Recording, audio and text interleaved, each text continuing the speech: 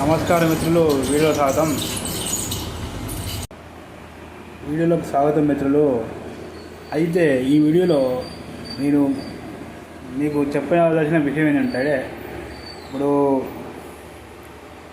మహాలయ అమావాస్య అని అంటారు కానీ మన తెలంగాణలో పెత్తరమాస నాడు అనాది నుంచి పెద్దలకు బియ్యం ఇవ్వడం జరుగుతుంది. అంటే మన తెలంగాణ ప్రజలు మనం సనాతన ధర్మాన్ని ఏ రేంజ్లో ఫాలో అవుతున్నామో దీన్ని బట్టి తెలుసుకోవచ్చు. ఇవన్నీ ఇప్పుడు మనం చేసేవన్నీ ఈరోజు పుట్టినా కాదు, ఇవి లక్షల సంవత్సరం నుంచి మన పెద్దల నుంచి మన పితరమాస నాడు పెద్దలకు బియ్యం ఇవ్వడం జరుగుతుంది. ఇప్పుడు అదే నార్త్ సంబంధించిన వాళ్ళు కానీ ఇది ఒక వ్యాపారంగా మీరు బుక్ చేసుకోండి అని చేస్తున్నారు.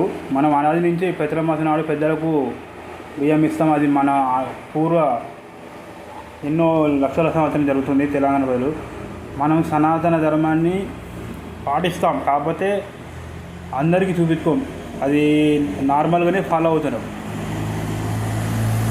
ఇప్పుడు గానం అంటే ఏదైనా అది తెలంగాణ ప్రజలు ఎన్నడూ, అంటే ఈ తెలంగాణ ప్రజలు అనేది ఇది యొక్క లైఫ్ స్టైల్ అనేది ఈరోజు స్టార్ట్ అయింది కాదు, లక్షల సంవత్సరం నుంచే ఈ యొక్క తెలంగాణ భూమి అన్ని వారికి మర్యాద, అన్ని ప్రజలకు, బహుళమైన ప్రజలకు మర్యాదిస్తూ వారిని కూడా గౌరవిస్తూ వారి యొక్క ధర్మాలు కూడా పాటిస్తూ వారిని గౌరవిస్తూ అదే విధంగా మన ధర్మాన్ని కూడా పాటిస్తున్నాము.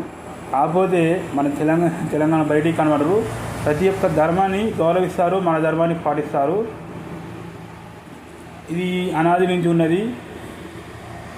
ఒక విషయం చూసుకొని మనము ఎల్లమ్మ తల్లిని మొక్కుతాము.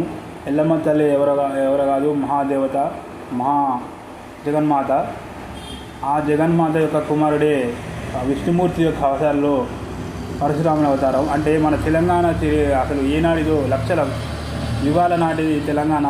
ఈరోజు పుట్టిన ధర్మం కాదు, ఇక్కడ ఇది ఒక మతపరమైనది కాదండి. అంటే ఈ యొక్క నేల లక్షల సంవత్సరం నుంచి మానవులతో, అనేక జంతు వృక్షాలు ఖనిజాలతో, అనేక సంపదతో, ఒక అమ్మల నాన్నల ప్రతి ఇంట్లో కుటుంబం ప్రతి ఒక్క పాత్రను ఈ బంగారు తల్లి తెలంగాణ ప్రాంతీయ వనం అనుకుంటారు. అన్ని వర్గాల ప్రజలను తోడునిచ్చే ప్రాంతమే తెలంగాణ. జై శ్రీరామ్, జై శ్రీరామ్, జై శ్రీరామ్, జై శ్రీరామ్.